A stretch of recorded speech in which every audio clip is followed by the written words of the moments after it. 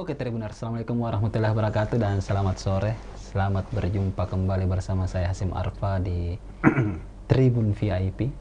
Dan pada sore hari ini kita kedatangan tamu istimewa, seorang ketua, kemudian untuk level provinsi, kemudian alumnus hukum, paham hukum pastinya. Kita bicara hukum sedikit di akhir tahun ini bagaimana ya, terkait hukum juga. Dan aktivis tentunya, beliau ini juga aktivis. Oke, saya perkenalkan tamu kita, Ketua Komisi Informasi Sulawesi Selatan, Kak Fahir Alim. Assalamualaikum Kak. Waalaikumsalam warahmatullahi wabarakatuh. Nah, gimana kabarnya? Alhamdulillah. Kesini Kak macet-macet kesini. Tadi ini mungkin karena hari besar, Ya. agak lapang Natal. jalanan. Ya, makanya saya agak cepat datang. Dengan asumsi akan ada kemacetan-kemacetan. Ternyata alhamdulillah tidak. Ya, ya, kita ucapkan dulu Kak selamat Natal untuk teman-teman kita umat Kristiani. Tanggal 25 Desember ini hari Natal, hari kebesaran teman-teman kita di umat Kristiani. Oke Kak, kita langsung berbincang nih. Ya. Aktivitas sekarang Kak apa nih? Tentu aktivitas sekarang ini cukup banyak. Yang agak formal dalam arti pekerjaan utama sehari-hari sebagai komisioner Komisi Informasi Provinsi Sulawesi Selatan, yaitu sejak tahun 2015 sampai sekarang. Jadi saya untuk periode kedua ini satu-satunya incumbent. Karena setiap periode itu hanya 4 tahun dan 5 orang dan maksimal 2 kali, tidak boleh 3 kali. Nah, untuk periode sekarang ini 19 untuk 2023 besok itu saya satu-satunya incumbent. Kami berlima, ada Wandi Mangara, ada Bini Mansur, ada Dr. Herul Manan, ada Ibu Pausia Erwin. Uci, ya. Senior dulu di jurnalis. Ya, pernah juga di KPID kan? Pernah juga di KPID. Ya. Kak, ini kan kita juga terkait tema kita hukum dan keterbukaan di ruang publik ini. Baik. Dan Kak Fahir juga kan ketua komisi. Bagaimana sekarang perkembangan Kak untuk keterbukaan di ruang publik untuk instansi-instansi ini? Ya. Saya pikir secara nasional Undang-Undang Informasi Keterbukaan ini sudah masuk pada 10 tahun lebih. Karena kali pertama disahkan tahun 2008 dan dinyatakan berlaku efektif 2010. Sekarang ini kan 2021. Berarti 11 tahun ya? 11 tahun sudah. Faktanya bahwa masih saja ada badan publik yang belum terlalu familiar dengan undang-undang ini. Padahal sudah 11 tahun berlaku efektif. 1 dekade. Ya, ini fakta. Di Sulawesi Selatan itu baru saja kita melakukan yang namanya monitoring evaluasi keterbukaan. Setiap tahun kan diadakan. Betul. Untuk tahun 2021 ini baru tanggal 15 Desember kemarin kita laksanakan. Dan alhamdulillah karena hasilnya cukup menggembirakan dibandingkan tahun-tahun sebelumnya. Karena kita ini kan sudah 5 kali berturut-turut untuk melakukan itu. Ya, dan kelima kalinya ini agak lumayan bagus. Dikatakan bagus karena tidak lagi semata-mata didominasi untuk kabupaten kota tertentu saja yang selalu tampil sebagai yang terbaik. Ini sudah mulai agak merata. Ya, dibandingkan dulu ya begitu disebutkan dia lagi. Ya kan? Nah, artinya dia juga tidak terlalu bagus amat. Tetapi yang lain ini masih sangat jauh ketinggalan. Nah, untuk tahun ini sudah mulai. Jadi persaingan-persaingan itu sifatnya kualitatif. Kabupaten yang satu dengan kabupaten yang lain, begitu juga kota yang lain itu sudah semakin kompetitif gitu. Beda-beda tipis. Kemudian begitu juga dengan tingkat OPD provinsi. Organisasi perangkat daerah tingkat provinsi juga beda-beda tipis. Tetapi memang kualitasnya, tingkatannya masih jauh di bawah dibandingkan kabupaten kota. Ya. Kemudian tahun ini juga kemarin itu kita juga sudah memberikan penilaian kepada Badan Publik Desa. Wah, Kali sudah masuk pertama. juga ke Sudah desa. Ya, betul. Pertama kali kita lakukan. Dan hasilnya cukup mengagetkan dalam arti kali pertama ikut, tetapi ternyata agak bagus-bagus semua. Ya, ya, ya. Tidak seperti yang kita pikirkan sebelumnya. Ya, macam kita ini, saya begitu ya teman-teman, terkadang kita berpikir desa, apa ada waktunya mengurusi masalah keterbukaan. Ternyata tidak semundur yang kita pikirkan, cukup maju. Jadi mereka cukup menguasai IT, cukup menguasai prinsip-prinsip keterbukaan di tingkat desa juga. Ya, bahkan menurut saya ada desa yang jauh lebih maju dibandingkan di tingkat kabupaten. Ini hasil penilaian dan mereka presentasikan kan. Karena ini kan tidak bisa dibohongi karena dia yang isi, dia yang presentasi. Ya, betul. Sehingga terukur. Kita ini hanya melihat dari 43 pertanyaan yang diajukan berapa yang mereka jawab dan cara jawabnya bagaimana cara menjelaskannya. Artinya kalau bohong-bohong kan ketahuan. Iya, iya. Iya. Iya, iya. Nah, begitu. Nah, jadi untuk tahun ini dan mudah-mudahan itu akan berjalan ke depan. Tahun ini juga kita tidak lagi menggunakan pendekatan peringkat 1, 2, 3 dan seterusnya, tidak lagi. Tapi kita pakai pendekatan kita namakan kamar. Jadi ada kamar informatif, ada kamar menuju informatif, ada kamar cukup informatif. Ini kan ada 5 kriteria ini kalau penilaian. Informatif, informatif yang tertinggi. Menuju informatif nomor 2. Cukup informatif nomor 3. Kurang informatif nomor 4. Tidak informatif nomor 5. Nah, yang kita nilai itu adalah cuma yang masuk 3 kategori. Informatif, menuju informatif, cukup. Artinya yang tidak memenuhi 3 kriteria ini kita tidak masukkan. Artinya dia berada pasti kurang, ya, kurang informatif. Tidak lagi dipertimbangkan begitu. Nah, jadi kemarin sebagai contoh kabupaten kota itu ada 3 kabupaten yang masuk informatif. Ada 3 kabupaten yang masuk menuju informatif. Ini kan beda-beda tipis saja. Iya, betul. Iya. Kalau ya saya kira kalau dunia akademik A, B, C. Ya, jadi informatif itu dapat A, menuju informatif dapat B, cukup informatif dapat C. Yang lain itu berarti kalau bukan D, E dan dinyatakan tidak lulus. Tidak lulus. Harus mengulang lagi. Ya, Semoga tidak DO.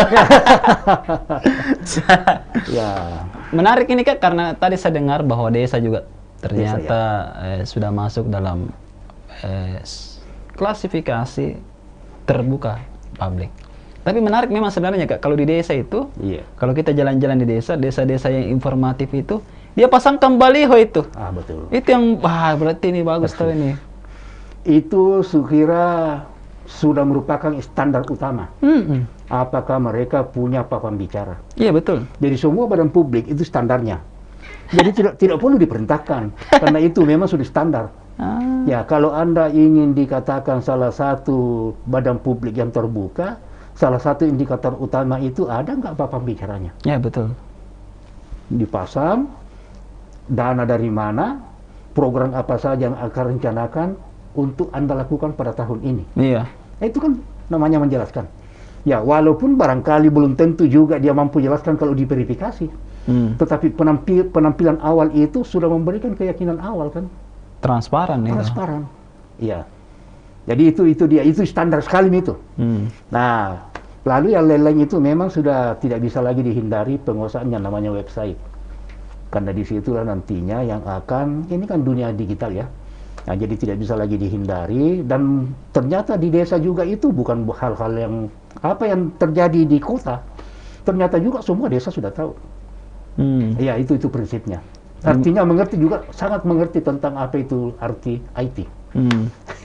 Karena mungkin juga apa namanya, pemerintah saat ini kan sudah menggencarkan pembangunan desa ya, ada pendampingan, kemudian dana juga 700 triliun ya APBN ini. Pokoknya satu desa kalau sudah dapat minimal 1 miliar kan luar biasa. Iya. Desa ini. Iya. Jadi keluar dari situ sedikit. Banyak sekarang anak muda yang mau jadi kepala desa gara-gara. Betul. Begitu kan seksi. Iya. Jadi memang tidak perlu dipertimbangkan gaji. Akan tetapi berapa banyak dana yang dikelola. Karena pengelolaan dana itu memang ada dana halal di situ yang akan menjadi miliknya kepala desa kan? Ya betul, ada tahu. Iya. Ya jadi tak usah berpikir macam-macam. Yang Anda pikirkan cukup mengelola itu yang Anda diturunkan ke dana desa, Anda seprofesional itu insya Allah tidak miskin. Ya walaupun memang kan tidak perlu kita berpikir kaya gitu ya. Ya tapi insya Allah tidak miskin lah. Iya, ya, betul. Ya. Kita kembali ke tema. Ya, Setelah itu lari sedikit. Ini saya kayak ngopi dengan Kak Fahir ini kayak begini. Seberapa penting sebenarnya Kak instansi pemerintah saat ini terbuka mereka ke publik menurut? Saya pikir era sekarang ini kita namakan era transparansi. Jadi bukan hanya karena sudah ada undang-undang 2014-2008 ya. Sejak reformasi menggelinding, itu ada perubahan drastis di konstitusi kita. Ya, hasil amandemen pasal 28F itu menjelaskan bahwa hak warga untuk mendapatkan informasi adalah merupakan hak asasi manusia. Ini dasarnya nih. Ya, kali pertama diadopsi di dalam konstitusi kita. Ya betul. Sederhananya adalah barang siapa, badan publik dalam hal ini, yang tidak mengindahkan ketentuan itu berarti pelanggaran hak asasi. Jadi dulu undang-undang lama kita itu kan cuma mengatur 3 hak asasi. Sekarang ini 10. Salah satunya di antara 10 itu hak untuk mendapatkan informasi publik. Nah itu dasar utamanya kan. Jadi secara filosofis negara ini memang sudah menetapkan bahwa itu adalah hak asasi dan begitu tingginya diposisikan di dalam konteks hukum kita tentang makna keterbukaan. Nah tentu apa ujung-ujungnya? Ujung-ujungnya sederhana. Bagaimana memastikan negara betul-betul fokus melayani kepentingan-kepentingan masyarakatnya. Dalam arti semakin terbuka badan publik, maka itu salah satu indikator bahwa dia semakin prima pelayanannya kepada publik. Ya betul. Sederhana itu aja. Kalau Anda masih coko-coko tertutup, berarti jangan-jangan Anda melayani diri sendiri. Iya kan? Tetapi kalau betul-betul fokus dan konsisten melayani kepentingan rakyat, harus Anda terbuka. Walaupun keterbukaan itu juga diatur bahwa tidak semua harus dibuka selebar-lebarnya, karena ada juga di pasal 17 itu memang mengatur tentang informasi yang dikecualikan. Ada pengecualian ya, tetapi yang tidak dikecualikan ngapain mau? Ini kan persoalan paradigma sebetulnya. Jadi dulu itu sebelum undang-undang ini lahir, paradigma negara mengelola informasi, semua informasi adalah tertutup. kecuali sedikit saja yang dibuka. Nah, sekarang kan terbalik 180 derajat. Iya. Prinsip dasarnya semua informasi adalah terbuka, kecuali sedikit yang dikecualikan. Jadi ini kan paradigmanya dulu. Terbalik ya tuh. Nah, jadi kita berada pada paradigma baru, paradigma terbuka, bukan lagi paradigma tertutup. Jadi ini paradigma tertutup yang lama itu kita tidak menyalahkan, karena itu kan persoalan cara pandang. Ya kan? Artinya begitulah negara meyakini bahwa inilah cara yang terbaik.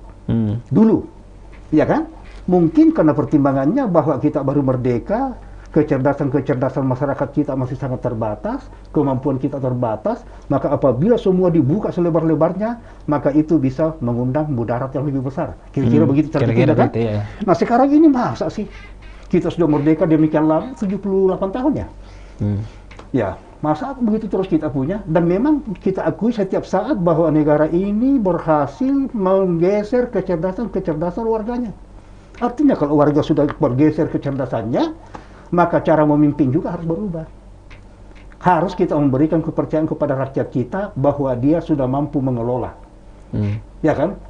Mengelola sumber daya yang dimiliki, termasuk mengelola informasi-informasi yang ada. Oleh karena itu jangan terlalu ketakutan untuk membuka itu. Ya, begitu paradigma barunya. Siap. Kemudian dikombinasi ini Kak ke hukum. Iya. Sebenarnya untuk di demokrasi kita ini terkait juga di sistem demokrasi Indonesia ini, untuk keterbukaan publik disandingkan dengan hukum itu gimana sekarang? Ya, menarik. Saya kira contoh saja yang saya mau sampaikan, Ki. Tanggal 26 November kemarin, ya, Mahkamah Konstitusi dalam tanda kutip menganulir Walaupun itu bahasa yang terkadang bisa diperdebatkan. Iya, iya. Menganulir keberadaan yang namanya Undang-Undang Cipta Kerja. Kita semua tahu kan? Iya, iya, iya, iya, betul. Kita paham itu. Walaupun orang bilang tidak dianulir, oke, tetapi dipersoalkan. Dengan bahasa inkonstitusional bersyarat. Iya, iya, iya. Artinya apa? Diberikan 2 tahun sejak kemarin diputuskan untuk memperbaiki. Kalau tidak diperbaiki, dalam hal ini yang memperbaiki DPR dengan pemerintah, maka berlaku inkonstitusional permanen. Bahaya, Pak. Nah, menariknya ini, Pak Hasim, ternyata menurut Mahkamah Konstitusi, Undang-Undang Cipta Kerja ini dipersoalkan sebetulnya bukan kepada substansinya. Bukan isinya itu pasal demi pasal. Akan tetapi persoalan keterbukaannya ketika Undang-Undang Cipta Kerja ini diproses dan ditetapkan. Dianggap tidak terbuka dan tidak mengakomodasi aspirasi publik. Itu. Jadi luar biasa, Pak. Luar biasa sebenarnya nih ya. Ya kan? Masalah keterbukaan. Masalah keterbukaan. Iya, iya, iya, iya, iya. Oleh karena itu silakan perbaiki prosesnya. Masa ada undang-undang kata Mahkamah Konstitusi tiba-tiba lahir tidak ada rekamannya kapan bertemu dengan kelompok-kelompok masyarakat, kapan dibahas secara serius, mana pembahasannya, tidak jelas. Jadi memang ada kesan masih pakai pendekatan ketertutupan. Coko-coko begitu kan? Itu fakta. Jadi makanya kalau orang bilang pasal apa yang dipersoalkan, tidak ada. Disuruh perbaiki karena memang yang bersoal adalah prosesnya. Jadi, tidak terbuka. Jadi proses itu sudah bahagian daripada substansi. Apa itu? Intinya proses keterbukaan. Mengapa perlu terbuka? Karena kita harus menghargai dan mengakomodasi aspirasi-aspirasi masyarakat. Anda tidak lakukan, kata Mahkamah Konstitusi. Berarti undang-undang ini boleh dikatakan undang-undang penyelundupan juga. Makanya dikatakan inkonstitusional. Mengapa inkonstitusional? Itu tadi pasal 28 F menyatakan hak warga untuk mendapatkan informasi yang jelas melalui saluran yang tersedia. Dan itu bahagian daripada hak asasi. Itu kesan yang tidak diindahkan oleh proses pembentukan Undang-Undang Cipta Karya. Nah, apa pesannya, Bos? Pesannya adalah kalau Anda, negara dalam arti pemerintah dan DPR dan siapa saja yang punya kewenangan untuk membuat sebuah regulasi, tetapi tidak mempertimbangkan dan mengindahkan secara sungguh-sungguh yang namanya keterbukaan, maka implikasinya adalah seperti itu. Apa itu? Mubasir. Uang rakyat hadis belum berlaku efektif, menyatakan lagi tidak berlaku. Ya kan? Belum, karena belum ada peraturannya. Udah ada PP, udah ada ditetapkan tahun 2020. Dianulir kembali tahun 2021. Artinya masih sangat banyak orang masih berpikir bagaimana PP-nya, bagaimana pelaksanaannya, tiba-tiba dinyatakan perbaiki dulu inkonstitusional ini. Mengapa? Hanya karena dia mengabaikan masalah prinsip-prinsip keterbukaan itu tadi. Jadi disitulah. Jadi saya pikir undang-undang ini memang sudah demikian urgensinya. Karena memang sudah menjadi kebutuhan. Tidak boleh lagi ada sebuah regulasi yang lahir tanpa mengakomodir aspirasi-aspirasi masyarakat. Ya, betul. Dalam arti aspirasi itu hanya bisa diukur ketika keterbukaan itu terjamin. Betul, betul. Ya, itu dia. Itulah dulu kalau misalnya ada undang-undang baru kayak mau disahkan, ada namanya uji publik. Uji publik, konsultasi publik. Iya. Ya, apa yang dikonsultasikan? Naskah akademiknya. Apa itu naskah akademik? Ada 4 kemuatannya tuh. Dasar filosofis, dasar yuridis, dasar sosiologis, kemudian dasar pelaksanaannya. Jadi lengkap di situ. Itulah yang akan disampaikan ke rakyat. Oh rakyat, ini ada rencana pemerintah dan DPR membentuk sebuah regulasi, apakah undang-undang, apakah perda, apakah perbu, apakah perwali, begitu ya. Ini begini yang mau dicapai. Tentang pengelolaan persampahan sebagai contoh. Ya kan? Gambarannya ini ABC sampai sekian. Nah, kira-kira menurut pandangan Bapak Ibu, apa yang perlu ditambahkan di sini? Itulah intinya itu. Konsultasi publik. Jadi menghormati masukan-masukan rakyat, terhadap sebuah regulasi yang akan diberlakukan, di mana efektivitasnya nanti apabila mereka yang melakukan. Kan ini kan akan berlaku ke bawah. Betul, betul. Nah, kalau sejak awal tidak pernah diperkenalkan, nah itulah yang terjadi mengapa banyak sekali undang-undang yang kemudian dianulir. Ya kan? Betul. Karena itu tadi. Jadi orang bilang, wah ini barang bukan kebutuhan kami. Iya betul, karena tidak pernah diperkenalkan. Tidak pernah diperkenalkan. Dan nah, logika undang-undang itu, logika regulasi itu adalah memudahkan kehidupan masyarakat. Iya. Dia bilang, wah bukan memudahkan, ini mempersulit. Aduh, ditolak lah sama Mahkamah Konstitusi. Menarik sekali nih Kak, sebenarnya dibahas lebih lanjut ya, Tribuners ya. Ini bukan cuma penting, tapi menarik ya. Iya. Jadi ada yang menarik tapi tidak penting, tapi ini penting dan menarik. Kayak Tempo gitu ya. Oke Tribuners, tetap bersama kami di Tribun VIP. Kita rehat sejenak, jangan kemana-mana, tetap station di Tribun Timur.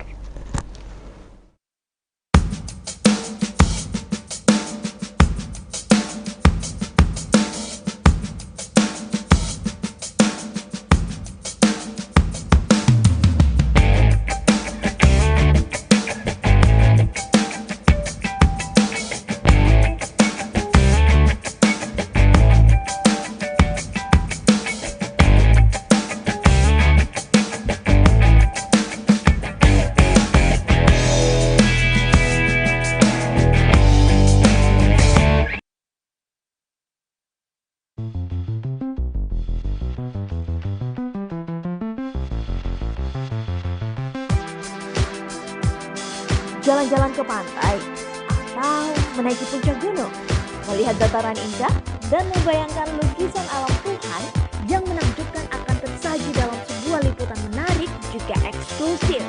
Ikuti perjalanan saya menuju destinasi paling epik di Sulawesi Selatan, hanya di Wisata Virtual Tribuners.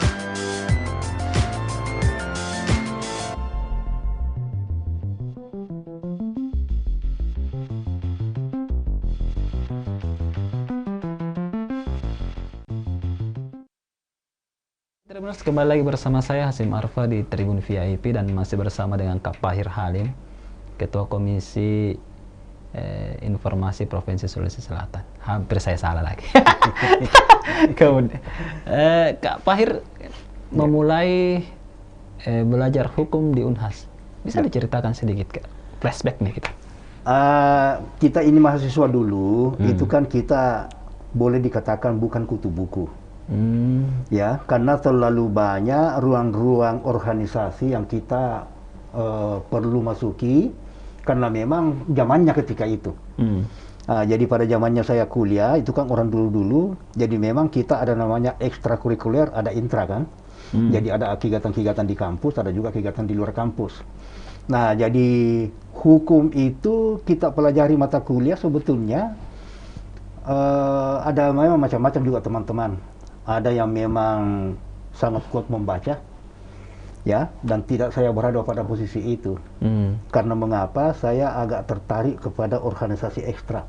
Ya, sehingga dengan demikian kita itu lebih banyak diskusinya terkadang daripada baca bukunya.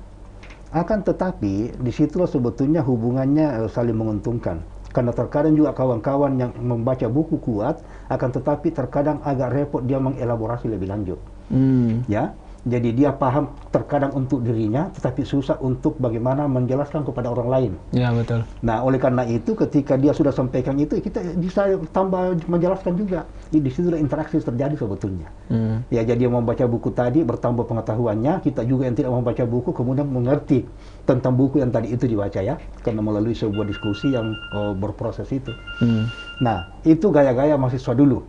Kemudian kita dulu itu kan di situ juga kencang-kencangnya namanya kelompok-kelompok studi. Iya. Saya kira sekarang ini saya tidak terlalu ikuti, apakah masih ada begitu kelompok-kelompok belajar begitu ya? Mungkin sekarang kelompok-kelompok kafe Kak. Ya sama saja prinsipnya, tapi mungkin sekarang agak repot karena orang sudah bisa menggunakan komunikasi itu melalui IT. Iya. Ya kan, jadi berbeda memang polanya. Kalau dulu memang ketemu muka, kita diskusi, apakah di UKP, apakah di mana. Nah, jadi itu baik di organisasi, di warkop, termasuk di kampus-kampus itu tenda-tenda, di Unhas ya. Itu kita diskusi-diskusi kelompok macam-macam, jadi kelompok semua punya tema. Ya, itu gambarannya itu kemahasiswaan dulu. Nah, mungkin sekarang ini karena media sudah terbuka lebar, panggung sudah semakin banyak. Nah, mungkin sudah tidak kelihatan lagi hal-hal seperti itu ya. Bahkan kuliahnya pun sudah tidak ketemu muka kan? Iya. Saya lihat adik saya itu Kak. Iya. Ada kayak 1 tahunan itu. Iya kan anak saya juga ini, jadi sudah mulai kuliah. Dia bilang, waduh, saya rindu ini ikuti bangku kuliah. Sudah berdebu mungkin kelasnya di kampus. Iya, jadi ada perubahan-perubahan. Ya, jadi kalau dulu memang itu kekuatannya mahasiswa menurut saya di diskusi langsung. Interaksi, dialog itu, karena itu interaksi memang kencang. Nah, jadi kita memang terkadang juga senior kita itu biasa membisik, kamu sudah baca buku berapa? Ya, jadi memang pendekatan intelektual ya. Iya, jadi kita tidak ditanya itu berapa duitmu, tapi sudah berapa buku yang kau baca. Itu menurut saya itu yang terkesan sampai sekarang bahwa menarik hal-hal seperti itu. Ya, dan tentu kita juga mahasiswa sudah mulai belajar. Tempat saya belajar yang pertama memang Pajar karena lebih duluan daripada Tribun kan. Nah, setelah Tribun juga ada ya, kita juga belajar di sini menulis. Ya, apa tujuannya? Bukan sekadar latihan, tetapi memang untuk mendapatkan umpan balik. Ya kan? Jadi terkadang orang baca bisa saja dia tidak dalam bentuk artikel bantahan, tetapi kritik. Saya sudah baca tulisan Anda, aduh, ini kelemahannya bos. Ya kan, ini berkembang lagi terus menerus. Jadi itu terjadi terus itu. Ya, begitu juga tulisannya teman-teman. Ya, bahkan kita ini karena apapun namanya rujukan yang terbaik pada zamannya kan Kompas. Jadi kita itu berlomba itu karena tidak semua orang bisa masuk. Ada beberapa teman ya. Nah, itu kita cukup mengambil opini memang yang paling menarik. Siapa yang menulis lalu kita diskusikan. Bedah. Ya, kalau tulisan-tulisan saya waktu mahasiswa itu yang tertinggi itu sampai di Pelita aja. Di Pelita, Harian Nasional gitu ya. Harian Nasional juga kata? Iya, ya jadi... Saya sudah tidak dapat itu kan? Ya, pernah dulu, alhamdulillah sempat sampai 7 kali kayaknya saya punya tulisan di situ. Itulah prestasi yang tertinggi karena, tapi ya nasional juga. Kompas susah. Tapi ada teman itu yang namanya, ada beberapa yang sempat lolos di Kompas itu ya. Tetapi saya juga tidak terlalu serius kalau beberapa kali saya dikirim. Nah, tapi bukan di situ poinnya saudara. Poinnya adalah bahwa memang mahasiswa zaman saya ruang lingkup untuk bergerak itu kan terbatas. Organisasi ekstra, media-media mainstream, diskusi-diskusi lokal. Ya belum ada dulu, belum ada HP tuh. Iya. Orang ketemunya itu waktu kita janjian hari ini, besok kita ketemu itu harus tepat waktu. Ya, dan tinggi sekali nih kalau pakai telepon dulu. Ada kan telepon kantor, telepon rumah ada nih. Jadi di kampus kita ketemu.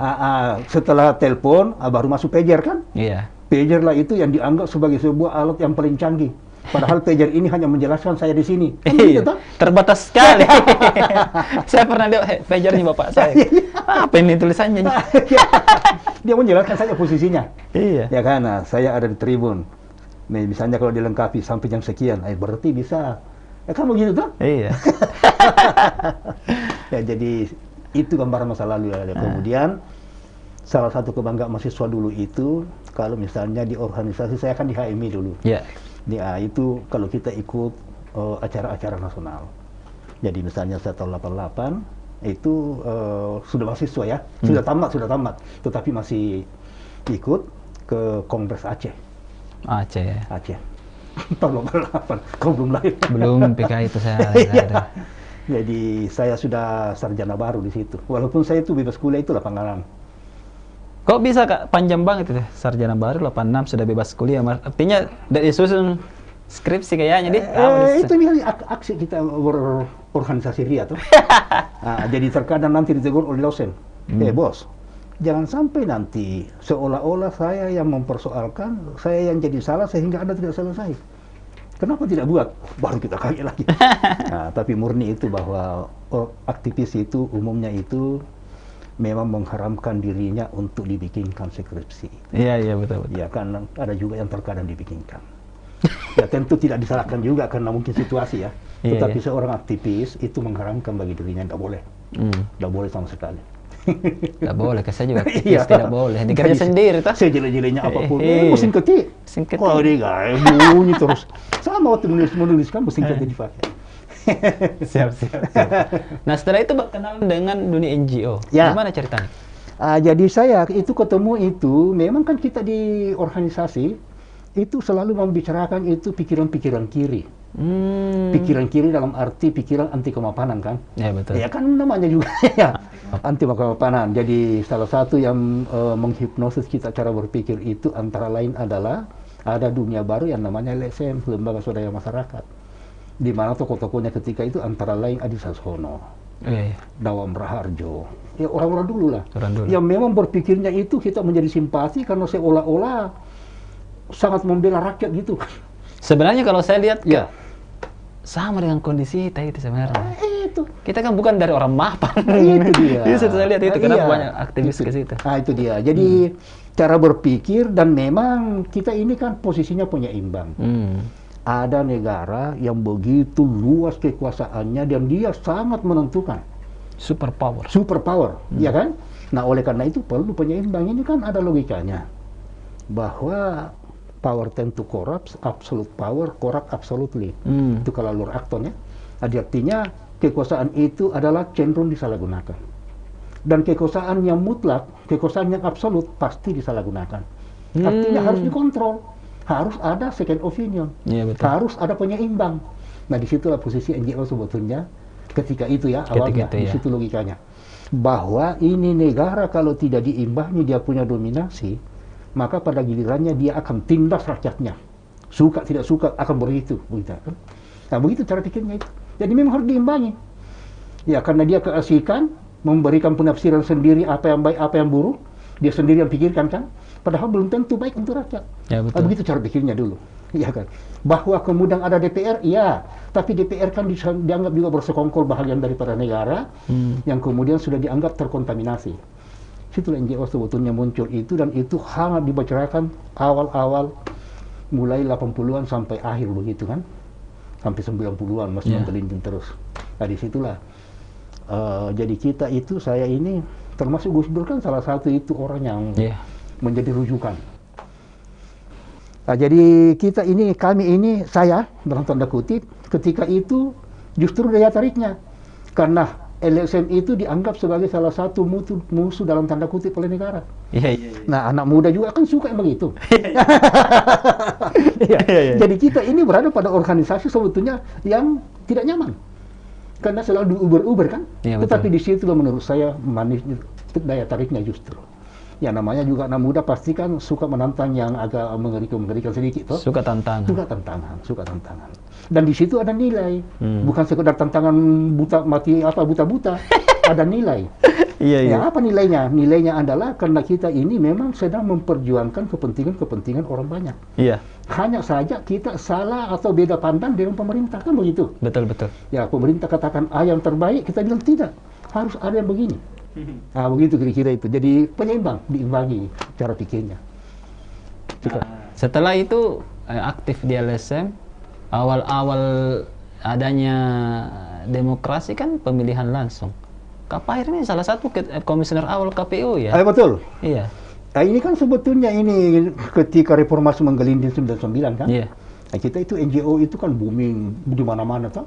Lalu kemudian salah satu lembaga yang sangat komit terhadap demokrasi, Amprel namanya ya. Itu masih ingat, itu dimotori oleh memang teman-teman dari kampus, antara lain Unhas, UI.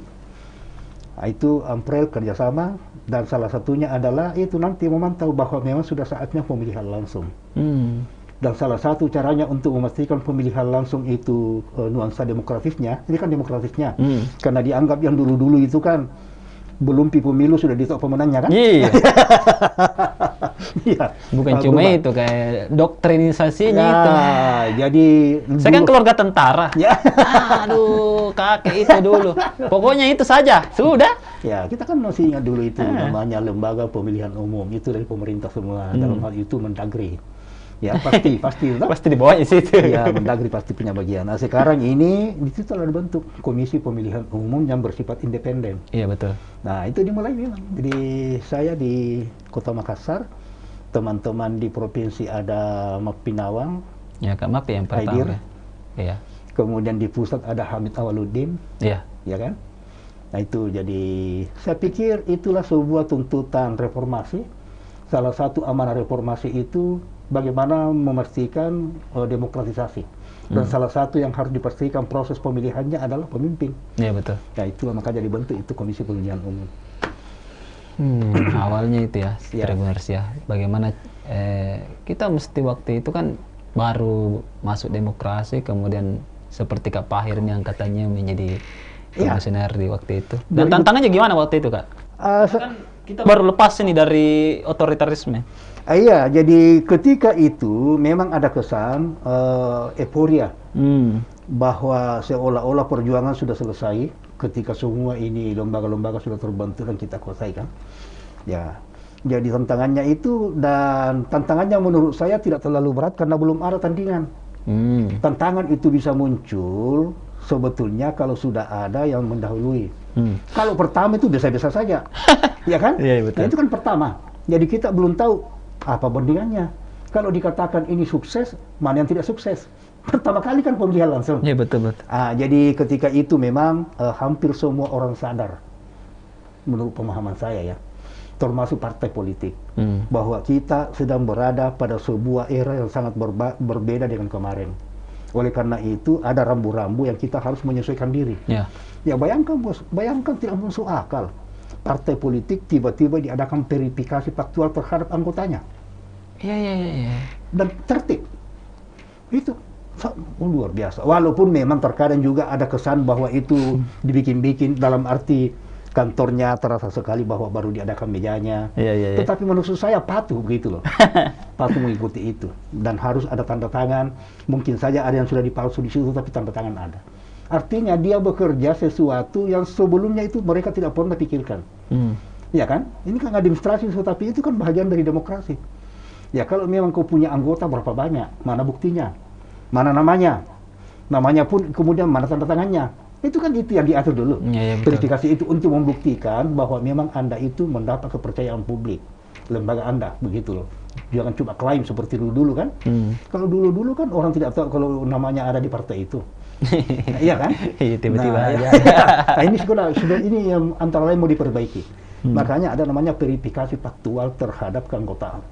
Dan itu menurut saya luar biasa. Bayangkan Pak, begitu tidak dipercayanya mereka dikumpulkan orangnya mana orangnya. Baru kita datang. Betulkah Anda yang namanya Hasim? Iya. Oh, betul. Mana KTP-nya? Jelas verifikasinya nih. Iya. Siap. Itu persyaratan itu.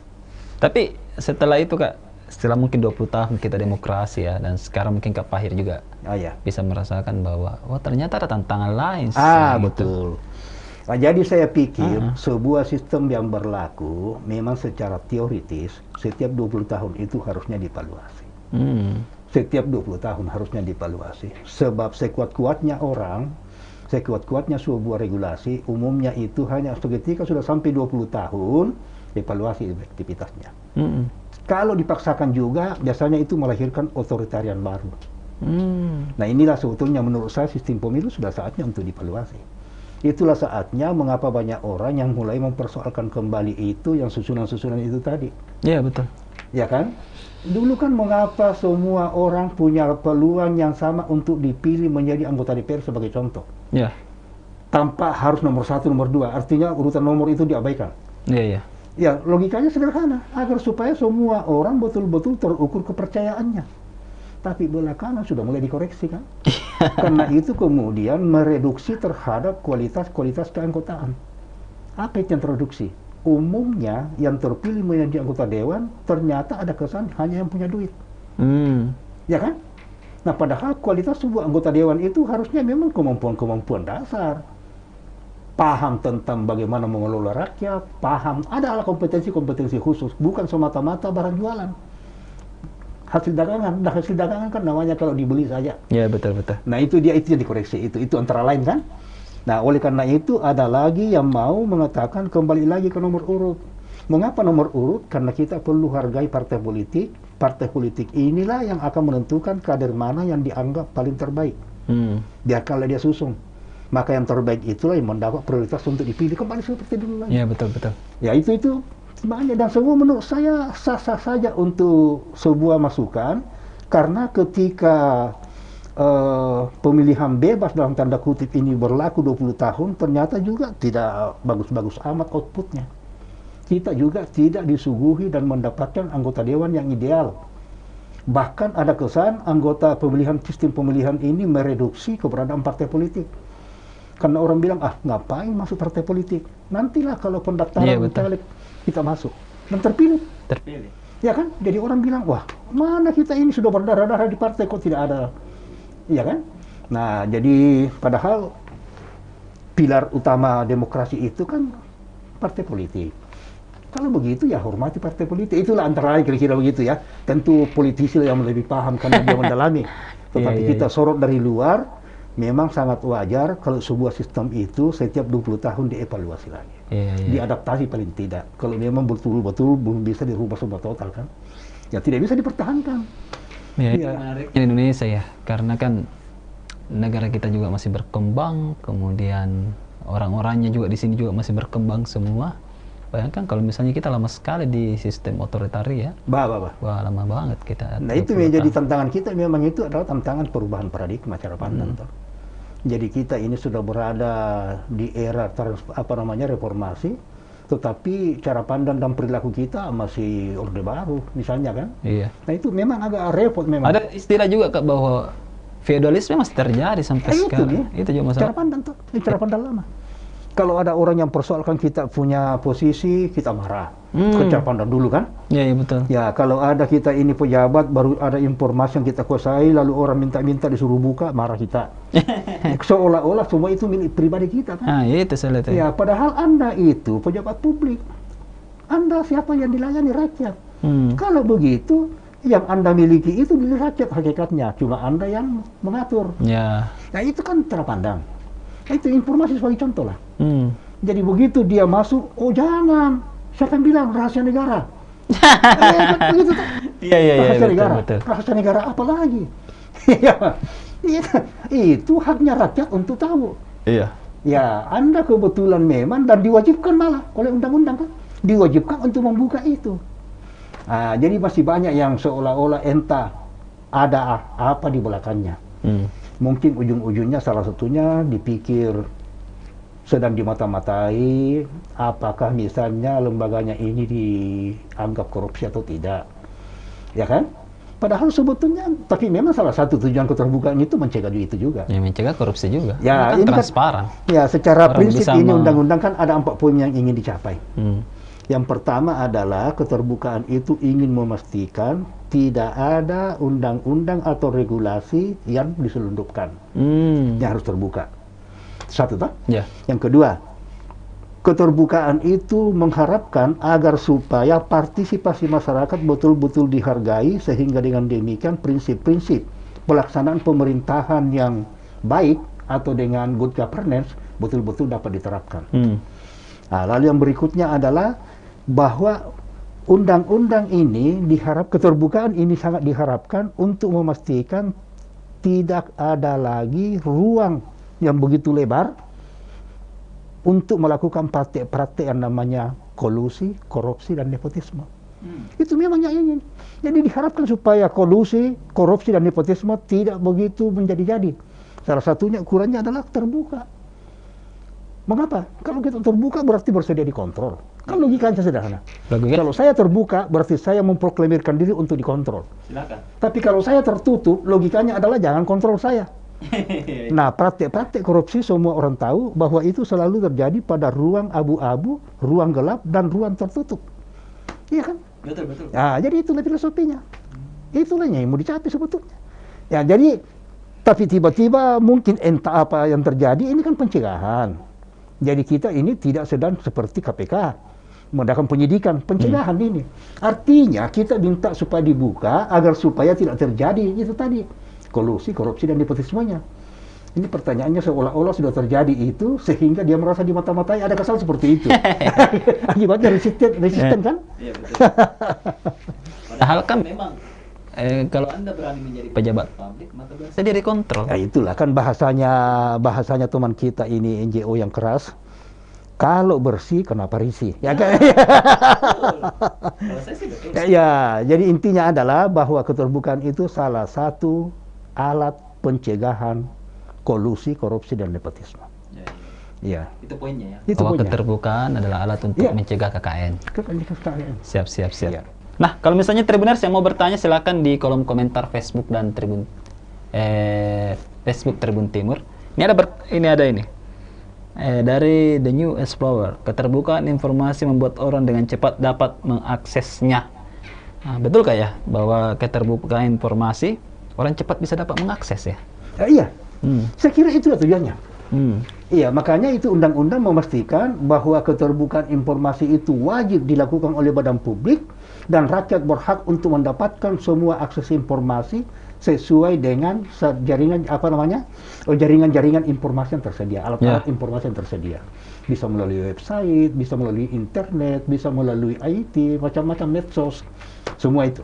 Iya. Iya. Awal-awal saya lihat saya juga tertarik dengan Pemprov DKI Jakarta yang mengunggah APBD-nya di websitenya. Kira-kira kalau misalnya APBD diunggah di ruang publik seperti website pemerintah itu gimana? Itu kan antara hal yang kita uji kemarin, Pak. Jadi salah satu yang kita melihat itu di monitoring evaluasinya toh, ukuran keterbukaan, apakah badan publik yang Anda sudah mengekspos APBD-nya, kalau dia ada lihat tuh, anggarannya, termasuk LHP-nya, termasuk itu tadi apa itu ya, LHP yang kekayaan itu ya, LHKPN. Itu semua apakah sudah dibuka di website yang Anda miliki? Sederhana. Kalau belum berarti nilainya di bawah. Salah satu ukuran. Iya. Sudah ini. Tapi kalau LHKPN kan semua wajib di KPK kan. Iya, karena kan. Tapi kita tuntut sekarang jangan hanya untuk KPK. Yang mudah diakses publik. Apa itu? Masukkan di website Anda. Yang semua publik bisa mengakses. Kalau di KPK kan KPK saja yang tahu. Iya. Kau repotkan orang bisa pada gilirannya tetapi repot orang. Nah, kalau sengaja ini itu kan juga sudah Pak ada tsunami di situ. Ada tsunami di situ tapi seolah-olah ini kau repotkan orang untuk mengakses. Padahal prinsip keterbukaan itu adalah cepat, sederhana, dan murah.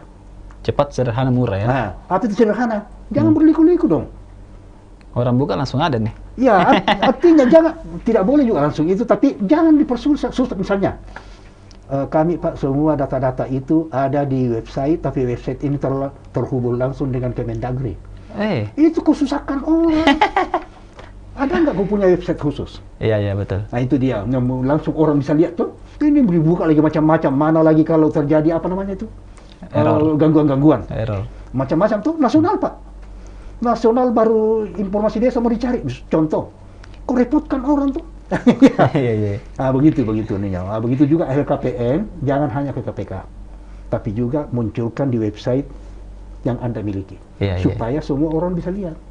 Dia bilang, sudah nih Pak Aman, kalau sudah aman, kenapa ada kesan disembunyikan? Kan selalu begitu tuh. Ya ini Pak otomatis. Otomatisnya gimana? Karena pasti sudah dilaporkan ke KPK. Kalau sudah otomatis begitu Pak, kenapa ada kesan dipersusah orang untuk mengetahui? Ya coba. Jadi KPK sudah tahu memang, tetapi kan orang daerah juga mau tahu. Nah dengan terbukaannya itu, orang daerah kan bisa lihat, oh ini bupati, baru 1 tahun sudah meningkat kekayaannya begini. Ya kan itu kan yang mau diukur, yang mau dibuka. Kalau wajar, no problem. Yang jadi soal kalau tidak wajar, kan ada logikanya toh. Ya, tiba-tiba tahun pertama 2 miliar kekayaan, tahun kedua 10 miliar. Itu tidak wajar itu. Tidak wajar. Tapi belum tentu juga korupsi. Misalnya tiba-tiba kau dapat warisan, jelaskan, ya kan? Kan bisa saja. Dari mana itu yang 7 miliar bos? Memang orang tua sedang membagi warisan. Ya contoh, tapi terbuka. Iya. Ya, karena prinsipnya kan keterbukaan itu adalah melahirkan kepercayaan kan begitu. Ketertutupan itu pasti melahirkan fitnah. Kecurigaan. Fitnah lah. Iya. Asik sekali nih Tribuners membahas terkait keterbukaan publik ya. Karena Pak Ahir kan latar belakangnya juga adalah hukum, sarjana hukum. Jadi kita asik membukanya ke ruang publik tentunya. Dan tentu ada dasarnya. Kenapa misalnya sesuatu itu mesti dibuka. Nah, ini Kak, selama ini udah berapa sih sebenarnya KIP Sulsel yang ditangani terkait masalah keterbukaan sengketa? Ya. Iya. Kalau sengketa di Sulawesi Selatan ini kita salah satu provinsi yang cukup padat. Ya. Jadi kami sudah menangani sengketa dalam arti kuantitas itu sudah ratusan. Baik yang telah maupun yang sedang. Ya. Jadi kira-kira ya kalau mau dikuantitaskan itu 300-an barangkali. Banyak juga ya. Ya, walaupun ini sengketanya ya. Walaupun itu tidak sebanyak seperti itu orang yang mengajukan sengketa. Artinya umumnya itu satu lembaga mengajukan sampai 10 sengketa. Begitu. Dan umumnya juga memang lembaga yang sama mengajukan lagi sengketa berikutnya. Jadi orang semua bayangkan, wih hebat sekali nih Sulawesi Selatan, berarti sudah cerdas dia punya masyarakat. Tidak juga. Ya ini kan untung ada NGO yang memang punya peduli ya. Nah itulah yang banyak itu. Kan dua ini kemungkinan untuk mensengketakan informasi. Bisa melalui perorangan, cukup pakai KTP, dan bisa menggunakan lembaga. Yang menggunakan lembaga inilah yang terkadang itu banyak dimasukkan. Lewat NGO semua Kak? NGO. Ada juga perorangan, ada beberapa. Ya karena kalau di lembaga itu kan ada syaratnya memang, ini kan ada prosedur. Ya jadi tidak semudah juga itu, ada prosedurnya. Ya inilah namanya lembaga demokrasi kan. Iya betul. Ya demokrasi itu mencari kebaikan tidak boleh juga dengan jalan pintas. Harus juga ada prosedur-prosedur yang harus dilewati. Nah itulah, jadi untuk mendapatkan informasi itu kalau perorangan ya pakai KTP. Buktikan bahwa Anda warga negara. Karena undang-undang ini prinsipnya adalah melayani kepentingan warga negara, bukan warga negara asing. Warga negara Indonesia. Buktikanlah bahwa ketika Anda minta informasi, Anda warga negara Indonesia. Apa itu ya KTP itu? Kalau perorangan.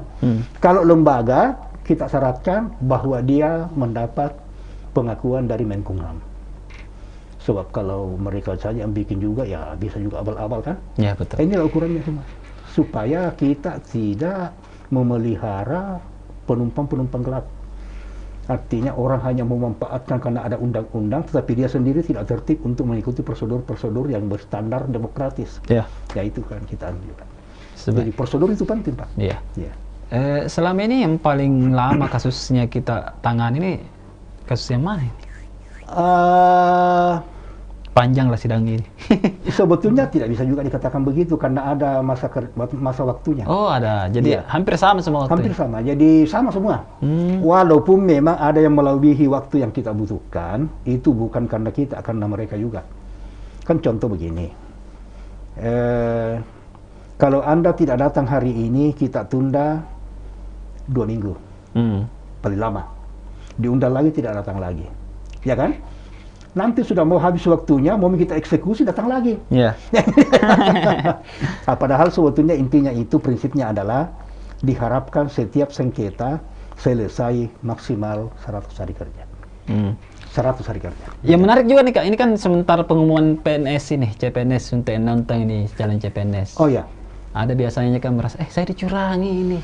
Dia meminta keterbukaan publik untuk melihat angka-angka dari misalnya pewawancara atau itu bisa diajukan tidak? Ya begini.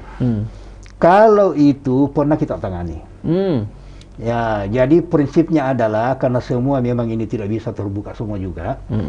Maka prinsipnya kalau Pak Hasim ini merasa dirugikan dari sebuah proses yang diyakini bahwa saya dicurangi, maka Anda ingin melihat nilai Anda, kita bisa perlihatkan. Bisa Tribuners. Nilai Anda, tetapi tidak boleh Anda melihat bandingannya yang lain. Anda 10 orang. Ya betul. Contoh, Anda merasa dinyatakan lulus kok saya ngajar, contoh ya. Iya betul. Bagaimana bisa? Anda penasaran, dia juga bisa. Jadi Anda bisa diperlihatkan. Jadi nanti itu hasilnya akan terlihat. Misalnya ada range, bahwa yang lulus itu adalah dari nilai C sampai nilai A misalnya kan. Ya memang kita harus lihat, betulkah Anda punya nilai itu berada pada posisi itu? Iya. Kan ragu-ragu, itu bisa dilihat. Tapi jangan kita coba-coba melihat kepada teman B yang kita tadi ajar dalam tanda kutip, Iya. bahwa kenapa dia lolos, nah saya ngajar. Tidak boleh. Jadi nilai saja kita. Jadi Pak Hasim, silakan Pak, ini nilainya, ternyata Anda ini nilainya rata-rata adalah di bawah C. Contoh ya, di bawah C. Bagaimana mungkin Pak, nah saya ajar itu? Tidak boleh. Tidak boleh, itu kita lihat nilainya. Jadi, nilai sendiri boleh, nilai orang lain nggak boleh. Ya, karena itu, bukan haknya ya. Bukan haknya. Bukan haknya, Karena dasarnya itu, bukan hak. Karena itu adalah hak pribadi. Iya, betul. Hak pribadi itu tertutup. Ya, jadi seperti itu juga Pak. Kalau ada orang yang bertanya-tanya berapa nomor rekeningnya, apalagi dia mau tanya isinya kan? Iya. Bikin malu saya. Iya. Kau sudah tahu dari dulu tidak berisi, baru kau mau tanya-tanya lagi.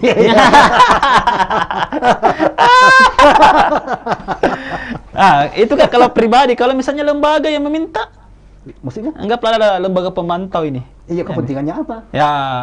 Iya kan? Itu bisa ditolak tuh. Iya, kepentingannya apa? Jadi bisa saja bukan dia orang yang bersangkutan minta, tetapi dia rekomendasikan kepada orang mewakili dia. Artinya pakai pengacara boleh. Bukan kita toh? Ya, betul. Tapi pakai ke pengacara. Tetapi yang mau dilihat kan nilai tak? Kan sama saja. Prinsipnya adalah yang mau dilihat nilainya itu siapa? Yang bersangkutan. Oke, yang bersangkutan itu pakai pengacara tidak? Pakai. Bisa juga langsung. Ya. Bisa dipakai pengacara. Karena itu hak. Nah, tetapi yang dinilai tetap nilai tak kan? Tetap nilainya. Ya, tidak. Saya kira sudah pakai lembaga, bisa yang lain semua nilainya. Dari Tribuners yang merasa misalnya mau melihat nilainya ini, tapi mungkin lembaga negaranya agak tertutup atau tidak transparan, silakan mengajukan sengketa ke Komisi Informasi Publik, kemudian dilakukan sidang, dilihatkan sendiri nilainya, bukan nilainya orang lain ya, jangan sampai dianggap bahwa nilainya orang lain. Tapi saya kira sarannya begini. Ya. Bagi siapapun warga masyarakat atau badan hukum dalam arti lembaga yang membutuhkan informasi di badan publik, mintalah secara prosedur. Ya kan?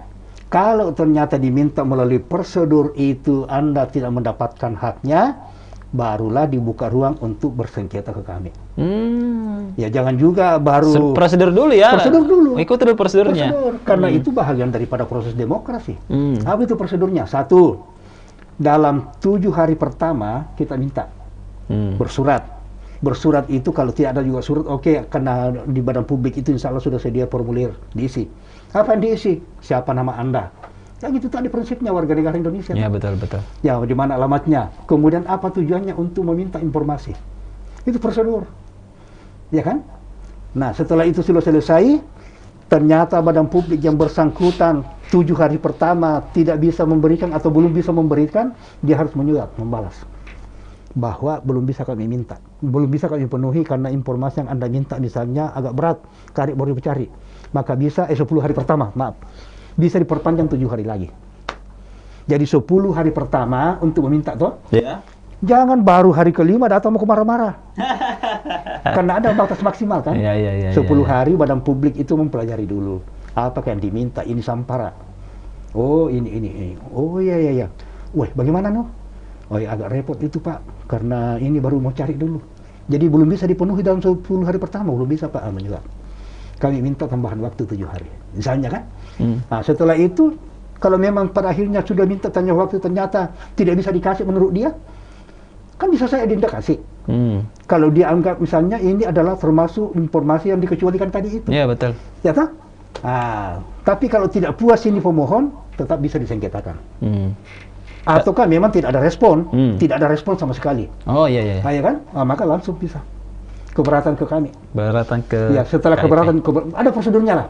Ya, jadi kalau prosedur dia sudah lakukan, badan publik tetap tidak mendengar, ajukan keberatan. Nah itu kita akan, karena itu memang kita punya kewenangan absolut. Tidak ada lembaga yang diberikan kewenangan menyelesaikan sengketa yang bernama sengketa informasi kecuali Komisi Informasi. Jadi kalau sengketa informasi sifatnya pasti kami yang selesaikan, bukan tempat lain. Siap.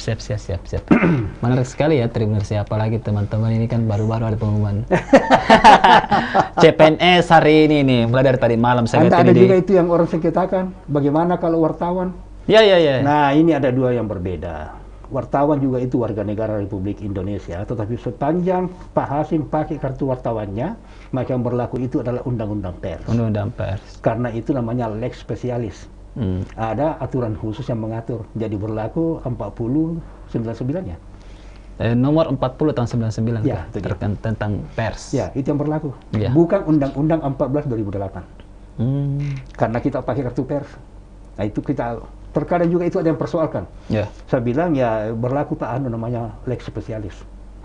Ya, karena kalau lex spesialis berhadapan dengan lex generalis, undang-undang yang umum berhadapan dengan undang-undang yang khusus, didahulukan yang khusus. Iya, iya, iya. Ya, wartawan ini kan ada undang-undang khususnya. Oh, iya. Nah, maka berlaku lah itu. Pak B.J. Habibie waktu itu bikin. Iya. Khusus, ya. Iya, khusus, betul. Itu salah satu undang-undang awal di selain undang-undang otonomi daerah ya. Yang pertama sekali itu dipersoalkan demokratisasinya kan wartawan, pers. Pilar toh, pilar demokrasi, pers. Pilar demokrasi. Iya. Bahkan sekarang Kak sudah masuk pentahelix toh. Sistem apa namanya? Sebuah negara itu kan sudah dia masuk ke pentahelix. Jadi dia juga menjadi salah satu pilar dalam menjalankan sebuah negara, apalagi negara demokrasi seperti Indonesia. Ya iya. Wah, menarik sekali nih Tribuners ya, kita bahas terkait informasi. Ternyata tidak ada habisnya kalau kita bahas ini. Tapi waktu kita terbatas di 1 jam aja. Nanti kalau misalnya waktu Anda ingin berdiskusi lagi dengan Kak Fahir, nanti kita bikinkan lagi Iya. forumnya ini. Iya. Nah, terima kasih Kak Fahir sudah hadir di baik. Tribun VIP bersama saya, dan Baik. terima kasih juga Tribuners yang sudah menonton kami berdua membahas terkait hukum dan keterbukaan di ruang publik ya. Dan kalau misalnya Anda ingin ingin tadi seperti kasus itu, silakan diajukan dulu prosedur umumnya gimana. Kalau misalnya tidak dapat, silakan diajukan ke KIP. Itu saja dari kami, dan terima kasih sudah menonton Tribun VIP. Tetap menjalankan protokol kesehatan karena kita masih dalam kondisi pandemi. Kemudian yang kedua, selamat Hari Natal buat teman-teman yang merayakan hari ini. Salam dari kami, dan tetap nonton acara-acara Tribun Timur di YouTube dan Facebook tentunya. Jangan lupa like and subscribe ya. Dan sampai jumpa di acara program Tribun Timur selanjutnya. Salam terbuka. Salam terbuka begini. Makasih Kak. Baik.